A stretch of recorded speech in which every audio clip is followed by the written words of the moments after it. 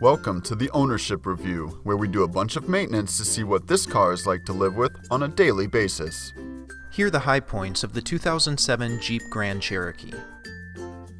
All of the headlights are accessible by simply reaching behind their bulb housings. No tools will be required, and no covers or housings will need to be removed. Though you will need to remove the bulb housing to access the tail lights, only two simple rivets need to be removed, and the housing itself slides out with ease.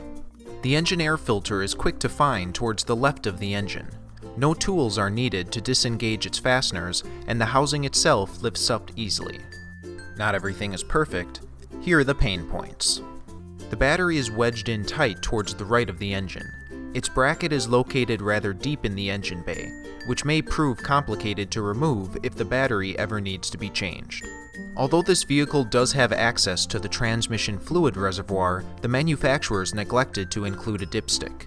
This will make checking the fluid levels rather difficult.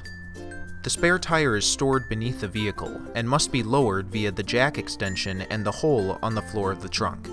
This is an unintuitive design as it exposes the spare to the elements and runs the risk of it rusting to the vehicle, further lengthening the repair of your flat.